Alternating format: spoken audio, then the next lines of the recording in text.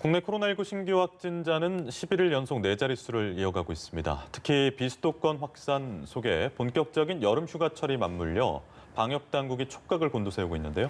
네, 두 분과 관련 내용 짚어보겠습니다. 정기석 한림대 성심병원 호흡기내과 교수 그리고 최진봉 성공회대 교수 나오셨습니다. 어서 오십시오. 안녕하세요, 교수님. 안녕하세요. 예, 오늘 발표된 어제 하루 동안의 신규 확진자 수가 1,400명대 중반입니다. 조금 줄긴 했습니다만 횡보하는 수준이라고 봐야 될 것 같고 지금 앞으로 통제를 할 수 있느냐 없느냐에 따라서 두 가지 관측이 나오는데 통제를 하지 못한다고 하면 다음 달 중순이면 2,300명대 그리고 상황이 통제되면 다음 달 말이면 600명대로 감소할 수가 있다는 관측이 있는데 어떻게 좀 판단하고 계십니까? 둘 다 가능성은 있겠죠.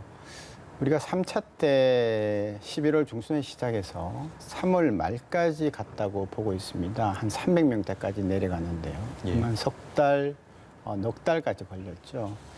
이번에 불과 시작한 지가 이제 한 3주 정도 돼가고 있습니다. 6월 23일 날 정도에 시작했다고 보고 지금이니까요. 그렇다면은 정점에 올라가는 것도 아마 7월 말 8월 초나 되어야 정점에 올라갈 것 같고 그리고 떨어지는 것도 적어도 한 석 달 걸리지 않겠습니까? 그래서 2,000명을 넘느냐 안 넘느냐를 예상을 하는 것도 중요하지만 이 1,400명, 1,300명, 1,600까지 가는 이 숫자가 길고 오래 갈 거라는 거. 그래서 잘못해서 내년 다음 달에 2,300까지 가겠다라는 그 숫자도 중요하지만 그 사이에 누적된 어마어마한 숫자의 환자들. 그다음에 지금도 계속 해결하지 못하고 있는 감염을 찾지 못하는 30%가 넘어가는 환자들. 그 환자들 또 숨어있는 그 감염자들이 에너지원이 돼서 이번 유행이 아마도 그냥 겨울까지 그냥 그대로 이어져서 아주 대단한 숫자를 보게 되지 않을까 하는 그런 우려가 있습니다. 그렇기 때문에 특히 이번 4차 유행은 굉장히 정교하게 정성을 다해서 관리를 해야 된다. 또 국민들이 참여해야 된다. 그렇게 보고 있습니다. 알겠습니다. 네, 현재 수도권의 사적 모임 허용 인원이 낮 시간대는 4명, 그리고 오후 6시 이후로는 2명으로 제한이 돼 있는데 비수도권 같은 경우는 지역에 따라 이 허용 인원이 조금씩 차이가 있거든요. 그런데 이제 정부에서 5인 이상 사적 모임 금지로 통일하는 조치를 내일 발표하기로 했습니다. 어떤 부분을 고려한 조치라고 보십니까? 두 가지 이유죠. 이제 풍선 효과, 첫째는 그 효과예요. 왜냐하면 사실 이제 비수도권 같은 경우는 지역에 따라서 뭐 4명, 6명, 8명 각각 제각각이에요. 네. 그러다 보면 수도권에서는 지금 오후 6시 이후에는 2명밖에 못 모이잖아요. 그러니까 원정 회식을 하는 경우가 생긴다는 거죠.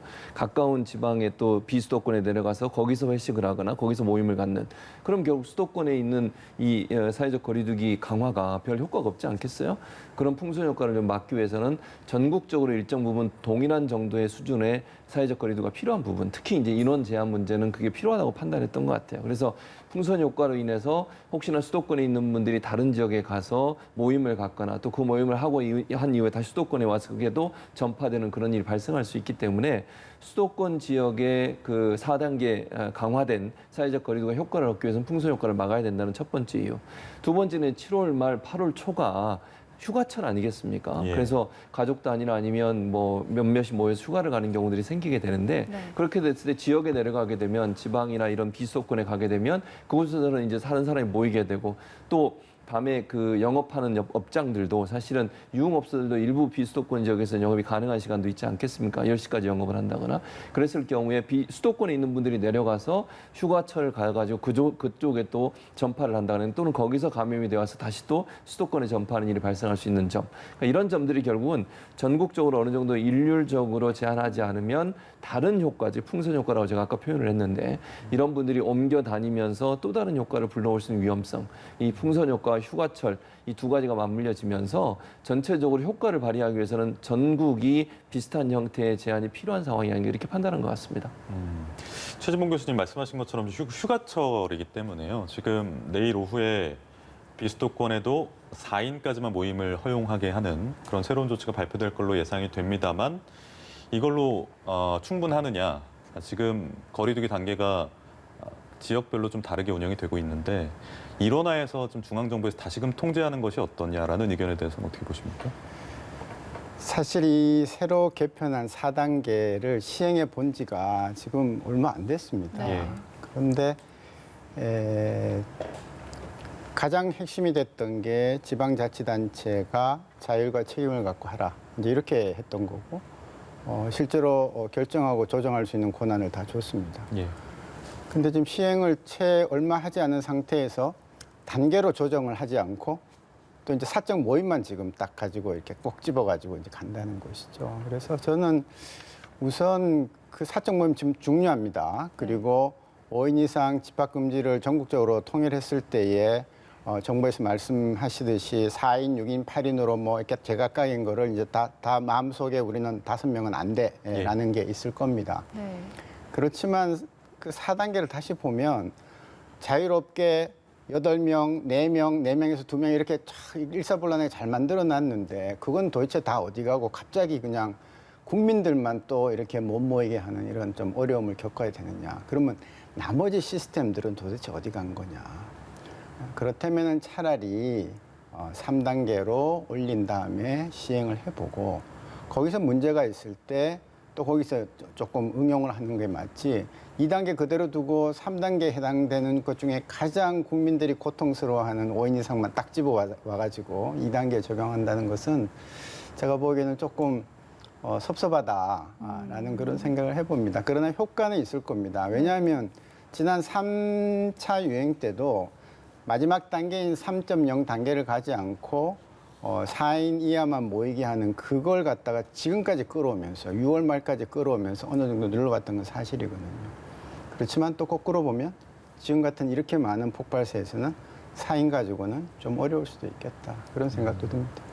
그러니까 거리두기 단계의 여러 가지 조치들 중에서 가장 핵심적인 것은 모임 금지 인원수를 좀 통제하는 것이 가장 핵심적인 부분이고 지금 전국적으로 이게 4인까지만 모일 수 있게 하는 것이 그런 측면에서 좀 나온 구상이라고 보십니까? 예, 바이러스는 사람 속에 몸 속에서 움직이는 거거든요. 바이러스가 혼자 떠다닐 수가 없습니다. 그래서 사람과 사람이 만나지 않으면 바이러스는 서로 옮길 수가 없는 건데 이제 정말 솔직하게는 외출 금지를 시키고 싶죠. 근데 이제 그게 안 되기 때문에 이제 4인, 8인 이제 이렇게 해왔던 거라서 그럼에도 불구하고 저는 2단계, 3단계의 차이가 과연 뭐냐 그러면 왜 2, 3단계를 따로 만들어 놓고 그걸 적용을 안 하고 그냥 5인 이상 집합 금지만 전국적으로 해야 되느냐. 그리고 정말 크게 영향이 없는 그런 지역조차도 소위 시군구도 지금 결정 권한이 있는데 거기도 다 따라서 5인 이상 집합 금지를 다 해야 되겠느냐. 우리 그전에 아주 그 방역이 잘 되고 있는 지역을 중심으로 해서 1단계로 다 내렸지 않았습니까? 이런저런 지역에 크게 문제 없었지 않습니까? 그런 지역까지 도매금으로 다 고통을 겪어야 된다는 것은 이번 4단계 방역 체계를 새로 바꾼 자율과 책임이라는 지자체에 주는 그런 취지에도 좀 덜 맞는 게 아닌가 그렇게 생각을 하는 거죠. 네, 알겠습니다. 알겠습니다. 그리고 이제 엿새 앞으로 다가온 도쿄올림픽 이야기를 좀 해볼 텐데요. 선수촌에서 코로나19 확진자가 처음으로 나왔습니다. 뭐 이 확진자, 감염자에 대해서는 일단 해외에서 온 관계자이고 국적 등 뭐 자세한 정보에 대해서는 아직 공개가 되지 않았는데 글쎄요.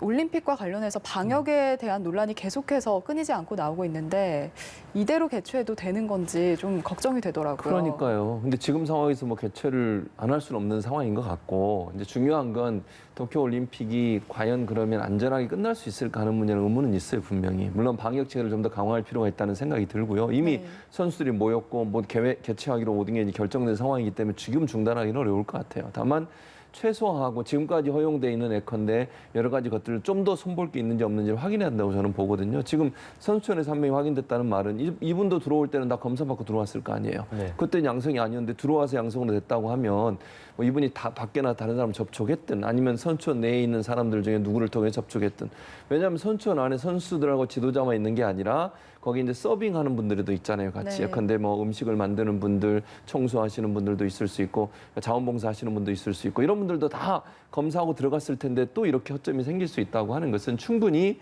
그 가운데서 또 다른 확진자가 나올 가능성은 배제할 수 없는 상황이라는 생각이 든다는 것이죠. 그래서 제가 볼 때는 지금 상황에서 이 조치를 뭐 못하게 할 수는 없지만 그럼에도 불구하고 좀 더 강화된 방역 체계를 쓰지 않으면 외국에 있는 선수들, 외국에서 와서 정말 열심히 뛰어야 되는 선수들에게도 상당히 피해를 줄 수 있는 문제가 될 수도 있다. 뭐 오늘 누군지는 밝히진 않았어요. 왜냐하면 네. 개인 정보이기 때문에 어느 나라의 뭐 선수인지 지도자인지 모르겠습니다만 이런 분들 같은 경우에 본인이 일생 동안 준비해서 노력한 결실을 맺어야 되는데 이런 일이 발생하게 되면 얼마나 또 본인도 안타깝겠습니까? 그래서 이런 부분들이 선수원 내에서 좀 더 강한 방역 체계가 필요한 상황인 것 같고요. 뭐 제가 볼 때는 올림픽 끝날 때까지 이런 확진자가 종종 나올 가능성은 충분히 있을 거다. 배제할 수 없는 상황이라는 생각이 드는데 도쿄 올림픽을 준비하는 조직위원회가 어떤 방법으로 이 문제를 해결할지 하는 부분에 대한 좀 대책을 내놔야 될 텐데 그게 쉽지만은 않을 거라는 생각이 듭니다. 예, 올림픽 개최와 관련된 문제는 계속해서 좀 이야기 나눠보고 지켜봐야 될 문제인 것 같은데 해군 청해부대 문무대왕함호 이야기도 좀 해야 될 것 같아요, 교수님. 지금까지 공식 집계된 건 7명입니다만 예. 장병 50명을 대상으로 그 신속진단 키트 검사를 했는데 이 중에서 49명이 확진이 됐어요. 아직 PCR 검사 정식 검사는 아닙니다만 지금 상황 어떻게 지금 그 상황이 좀 안 좋은 상황이죠. 왜냐하면 이게 처음 감기 증상을 호소했던 장병이 나오고 나서 실제 PCR 검사를 했던 게 일주일 이상 걸렸어요. 네. 그럼 그 사이에 확진이 될 가능성이 있거든요. 전파가 될 가능성이. 배 함정이라고 하는 것이 갖고 있는 특성은 뭐냐면요. 공간이 거의 밀폐돼 있어요.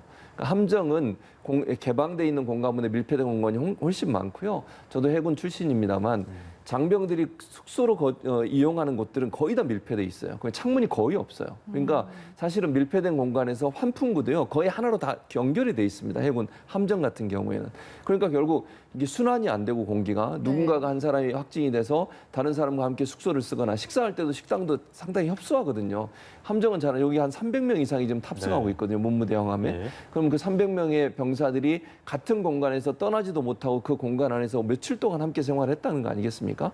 그래서 제가 볼 때는 확진된 사람이 더 늘어날 가능성을 충분히 예견해 볼 수 있는 부분이에요. 함정의 특성상 그렇다는 말씀을 드리는 것이고요. 처음에 감기 증상이 있었던 그 병사가 발견됐을 때 바로 조치를 취했다면 격리를 시키거나 그랬다면 좀 더 안전할 수 있었을 텐데 일주일이 지난 이후에야 PCR 검사를 해서 확진이 됐다고 하니까 그 사이에 다른 사람한테 전파될 가능성은 충분히 있다. 그래서 함정의 특성으로 봤을 때 격리돼 있지만 격리된 가운데서 밀폐된 공간에 환풍구가 없는 상태에서 하나의 환풍구로 이용되는 상태이기 때문에 앞으로도 더 확진자가 나올 가능성은 충분히 예상된다고 볼 수 있습니다. 예, 이게 지금 50명을 대상으로 신속진단 키트 검사를 했는데 이 중에서 49명이면 굉장히 높은 비율인데 신속 진단 키트로 검사를 한 거다 보니까 지금 이 검사의 경우에는 신뢰도가 어느 정도라고 볼 수 있겠습니까? 이게 처음에는 다 음성이 나왔다 그랬습니다. 그리고 이제 다음에 다 양성이 나왔다고 이렇게 얘기하는데요. 처음에는 아마 항체 검사라는 걸 한 것 같고요. 간이 검사. 그거는 그렇게 하면 안 됩니다. 초기에 나오지 않으니까. 그럼 신속 항원 검사는 지금 우리나라에서도 쭉 하고, 그러니까 일부 하고 있는 또 판매하고 있는 그런 종류의 신속 항원 검사인데 제가 누누이 말씀드리지만 신속 항원 검사의 정확도가 너무 떨어지기 때문에 거기에 의존을 할 수 없습니다. 비용이 없거나 시설이 없거나 이런 나라들에서 이런 지역에서 신속 항원 검사를 하는 겁니다. 물론 이제 함정이니까 그 안에는 PCR을 못하기 때문에 신속 항원 검사를 하는데요. 그 양성률이라는 게 환경마다 다 다르기 때문에 그 양성이 나왔다 해도 가짜 양성일 가능성이 있어서 우리나라는 양성이 나오면 PCR 하도록 돼 있지 않습니까? 예. 근데 반면에 음성이 나와도 그게 진짜 음성이 아닌 거예요. 그렇죠. 가짜 음성이 있는 거죠. 예, 그래서 그럼에도 불구하고 지금 이렇게 나온 것은 아마 대부분 양성이라고 보는 것이고요. 지금 한 80명 정도가 300명 중에 증상이 있다고 하지 않습니까? 그럼 우리가 알다시피 코로나는 40%는 증상이 없는 사람들이에요. 그러면 80명이 증상이 있다면은 계산을 하면 한 120명은 증상 없이 걸려 있다는 겁니다. 예. 300명 중에 200명이 지금 벌써 감염이 됐다고 네. 우리나라의 경험으로 유출할 수가 있거든요. 그래서 그런 걸 보면 아마 대다수가 감염이 되지 않았겠나 하는 그런 참 우려가 크고 이거는 정말 두고두고 좀 반성해야 되는 그런 사안입니다. 네. 국내 확산세가 커지면서 델타 변이에 대한 우려도 커지고 있는데 인도에서 돌파 감염자, 그러니까 백신을 맞은 사람 중에 코로나19에 확진된 사람들 분석을 해봤더니 86%가 델타 변이 확진자로 나타났다 이런 연구가 나왔습니다. 실제 일각에서 백신만으로는 충분하지 않지 않을까 이런 우려도 나오고 있는데 여기에 대해서는 어떻게 보십니까? 그러니까 이게 인도의 국가기관이라고 하는 연구소더라고요. 인도의학연구위원회라는 곳의 연구팀에서 조사한 내용이 결과예요. 지금 말씀하신 게. 그러니까 접종을 하고 그리고 나서 이제 돌파 감염이 됐던 사람들을 조사해 보니까 대부분 다 델타 감염이 돼 있더라. 그러니까 델타 변이의 감염이었다. 그 말은 델타 변이가 돌파 감염을 일으키는 중요한 변이 바이러스 중에 하나다 이렇게 볼 수는 있겠죠. 근데 그러면서 그 하나의 조건을 달았어요. 무슨 말이냐면 그럼에도 불구하고 접종을 해야 된다고 얘기를 했습니다. 이유가 뭐냐면 전체 지금 86%인데 그중에 입원 치료를 받은 게 9.3%고요. 사망한 경우는 0.4%예요. 그러니까 중증으로 가거나 사망에까지 이르게 하는 데는 어느 정도 효과가 있다는 거죠. 그러니까 완벽하게 돌파 감염을 막을 수는 없는 것이 한 부분 인정됐지만 또 한편으로는 그럼에도 불구하고 중증으로 가서 사망까지 이르게 하는 부분은 막을 수 있는 효과가 있다고 증명이 됐다는 거죠. 그래서 우리가 잘못 오해를 하게 되면 지금 이 연구 결과에서 의학연구소에서 밝힌 것처럼 접종을 하고 나서 돌파감이 되니까 이거 마저도 별 의미가 없지 않느냐 이렇게 생각하면 안 된다는 거죠. 이게 어느 정도의 효과는 있다고 보여진다는 것이죠. 그래서 이 연구소의 발표 내용도 효과가 전혀 없는 거나 일정 부분 효과가 있지만 돌파감이 일어날 가능성은 있다라고 하는 부분이라고 저는 봅니다. 그래서 우리 국민들이 혹시나 오해하지 않았으면 좋다고 생각하는 게 이거 백신 맞아도 별 효과 없는 거 아니냐. 델타 변이가 확산이 되면 이렇게 생각하시면 안 되고 일단 맞아야 된다. 왜냐하면 맞고 나서 뭐 돌파감이 되더라도 중증으로 가서 사망에까지 이르게 되는 위험성은 줄일 수 있다는 거죠. 그래서 물론 앞으로 이제 바이러스에 대응할 델타 변이나 다른 변이 바이러스에 대응할 수 있는 백신을 개발해 내겠지만 지금 있는 백신을 맞아두는 것은 어쨌든 좀 더 위험한 상황까지 빠질 수 있는 것을 미연에 방지해 줄 수 있기 때문에 백신 접종은 어떤 상황에서 해야 된다라고 하는 게 이 연구 결과 주요 내용이라고 생각합니다. 예, 지금까지 사례를 보면 델타 변이라 할지라도 백신 접종을 2차까지 다 맞으면 상당 부분 델타 변이도 돌파 감염을 막아낼 수 있다라는 결과가 나왔지 않습니까? 미국에서도 관련 수치가 나온 바가 있고요. 좀 어떻게 좀 저희가 예측을 하면 되겠습니까? 지금 교수님 말씀하신 거 그대로입니다.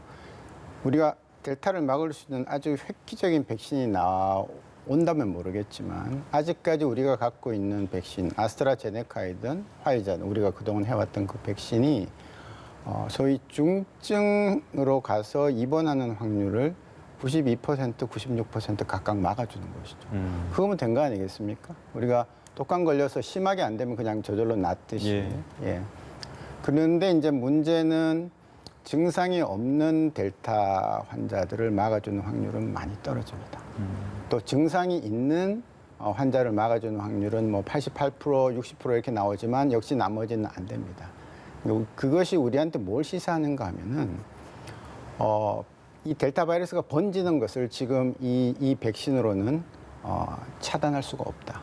특히 한 번밖에 안 맞고는 33%밖에 안 됩니다. 그게 아스트라든 화이자든 간에. 그렇기 때문에 정말 개개인이 조심하고 이번 이 4차 유행 델타가 아마 곧 이제 우세종이 될 겁니다. 이거를 잘 조절하지 않으면은 중증으로 가서 힘든 분들은 많지는 않겠지만 사회 바이러스는 계속 번질 것이다. 증상이 없는 사람들은 못 맞고 증상이 있는 사람들도 어느 정도만 막을 수 있기 때문에. 그래서 지금 그러기 때문에 그나마 2차까지 완료하는 이 백신 프로그램이 정말 중요한 것이고 이제 뭐 다행히 다음 달이면 3,500만 명분이 들어온다니까 들어오는 대로 그냥 다 마치면 한 9월 한 중순까지는 정말 우리가 원하는 한 3,600만 명 정도 1차는 맞겠는데 문제는 델타는 1차만 갖고 안 된다는 거예요. 그래서 참 아쉽다. 그렇지만 어떤 백신이 기회가 돌아오면 빨리 맞자.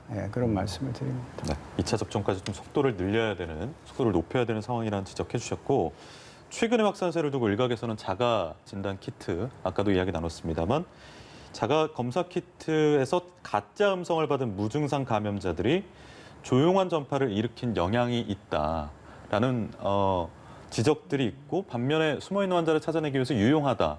이 자가 진단 키트에 대한 유용성에 대한 설왕설래가 있는 것 같아요. 어떻게 보십니까, 교수님은? 둘 다 뭐 틀린 말씀은 아닌데요. 다시 말씀드리지만 자가 진단 키트는 어느 사회에서 검사를 했을 때 최소한 100명을 했을 때 5명은 무조건 나오는 그런 사회, 그런 나라에서 해야 효과가 있는 것입니다. 최소한. 우리나라는 지금 아직까지 그런 정도가 예. 아니거든요. 지금 아까 뭐 뉴스에도 나왔지만 우리 뭐 영국이 5만 명 이렇게 나오는 나라에서 해서 빨리 조치를 하는 거지. 우리나라는 그걸 하는 게 아니고 그것도 자기 돈을 내야 되는 것이고 PCR은 그냥 국가에서 무료로 해주는 것이고 언제든지 할 수 있고 주말에도 많이 하는 것이거든요. 그래서 여기에 의존하면 이렇게 실수가 나올 수 있습니다. 물론 이번 유행은 뭐 자가검사 키트에 의존해서 했다고는 보지 않고요. 예, 그거는 이제 일시적으로 잠깐 했던 것이고 또 선별진료검사소에도 그 신속 검사, 항원 검사가 나와서 쭉 했지만 이제는 사람들이 다 알고 거의 다 선택을 안 하고 있는 중이기 때문에 앞으로도 자가검사 키트나 신속 항원 키트를 해석하거나 대할 때는 정말 불가피한 경우에 선별검사소에 갈 수 없는 상황 등등 이런 경우 매일매일 한번 해봐야 되는 경우 이럴 때에 제한적으로 필요한 것이다라는 말씀을 드립니다. 네. 알겠습니다. 말씀 여기까지 듣도록 하겠습니다. 지금까지 정기석 한림대 성심병원 호흡기내과 교수 그리고 최진봉 성공회대 교수와 코로나19 관련해서 이야기 나눠봤습니다. 두 분 고맙습니다. 고맙습니다.